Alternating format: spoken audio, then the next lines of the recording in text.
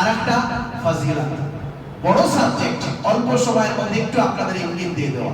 আমার সোনার চাঁদ ভাইরা, আমার বাচ্চারা, আমার সমবয়সী ভাইরা, যারা জুম্মায় আসেন, জুম্মায় যারা শুধুমাত্র জুম্মার নামাজ পড়ে তারা কিন্তু নামাজি না।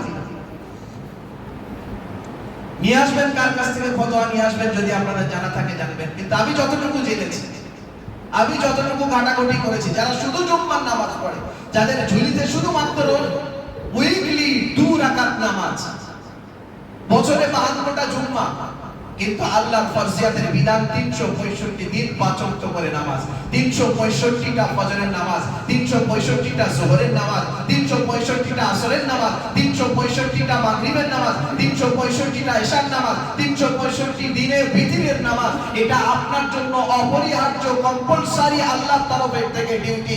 এর থেকে যদি আপনি বঞ্চিত, এগুলো কমপ্লিট করলে তবে আপনি নামাজি। শুধুমাত্র জুম্মার 2 রাকাত নামাজ পড়লে আপনাকে নামাজির খাতায় কোনোদিন লেখা হবে না। ওই দিন সামথিং আপনার জন্য ফাজাইল থাকবে, ফজিলত থাকবে, কিছু নেকি আপনি অর্জন করলেন, বাট নামাজি হতে পারবেন। আজকের জুম্মায় যারা শুধুমাত্র জুম্মায় আসেন, তাদের কাছে হাত জোড় করে নিবেদন, আল্লাহর রাস্তায় নামাজ ধরে নেবেন।